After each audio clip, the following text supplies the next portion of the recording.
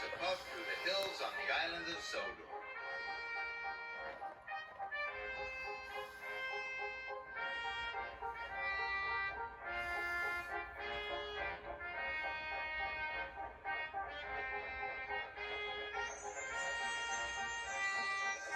His favorite place is a pretty village high up in the mountains.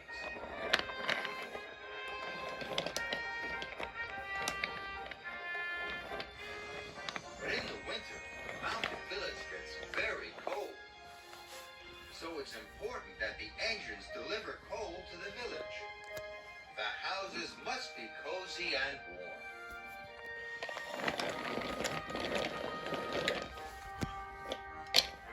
One morning, Reneus was delivering his empty freight cars to the incline.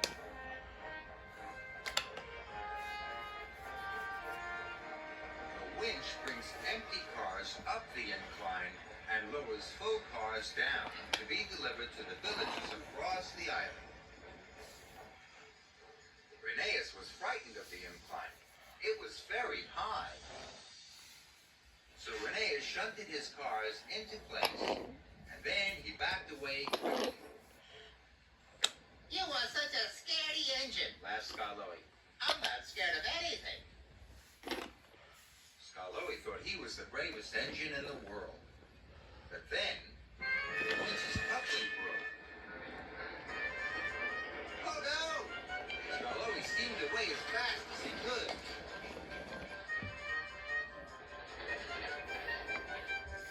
Skarloey raced right past Thomas, who was waiting on the main line. Skarloey switched tracks, and the cars rolled right past him. But they were heading straight for Rusty. Rusty hooted loudly to the signalman, who changed the points.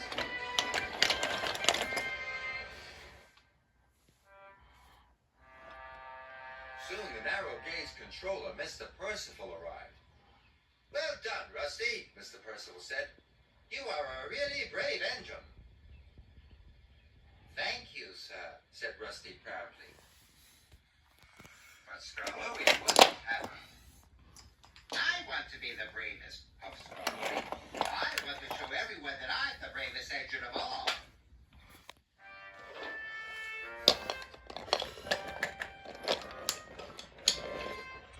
The next day, Skarloey was shunting freight cars onto the incline. How can I prove I'm the bravest? He puffed to himself. Suddenly, Skarloey had an idea. If I went up the hill on the winch, He puffed. then everyone will see how brave I am. The winch hooked onto Skarloey's freight car coupling. Skarloey was still coupled up. But he didn't tell the workmen. Slowly, Skarloey was pulled up the hill.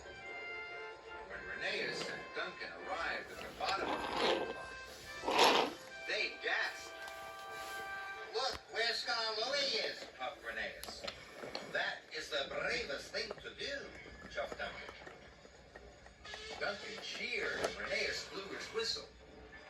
Skarloey felt prouder than ever. Look at me! Look at me! He puffed.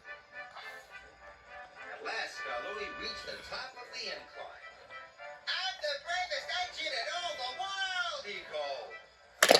But Skarloey was too late, and the winch broke. Whee! Puffed Skarloey as he raced down the hill. But when he got to the bottom, he couldn't stop. Skarloey raced all the way to the transfer yards. He raced past the very surprised Thomas and straight into the snowbank. Mr. Percival was very cross. Skarloey, you have broken the winch, he said. The mountain village will get no coal today, and it's very cold. Skarloey felt very bad. The village won't be cozy and warm, puffed Skarloey sadly, and it's all my fault.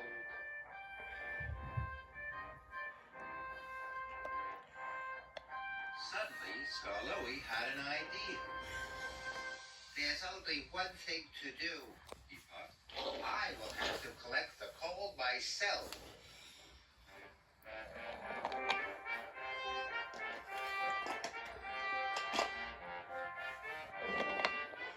Skarloey arrived at the top of the incline and found Renee's and Duncan had brought the supplies to repair the winch. Are you going to take the freight cars down the incline without the winch? Asked Duncan excitedly. That would be really brave, chucked Reneus. Skarloey wanted to show Reneus and Duncan how brave he was, but then he thought of the mountain village. No, said Skarloey firmly. I'm going to take the coal to the village.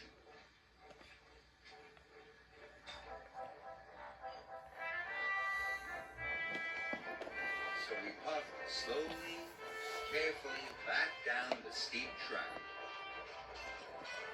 No one was there to see him working hard. No one cheered or blew their whistles. But it didn't matter. What mattered was getting the coal to the village.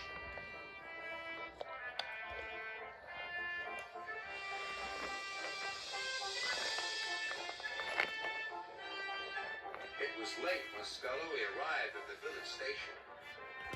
The villagers were very pleased to see Skarloey, and they were pleased to have coal to make their homes cozy and warm. They cheered and cheered and cheered. Skarloey was so proud it made his axles tingle. This is much better than showing everyone how brave I am, he puffed. And it certainly was.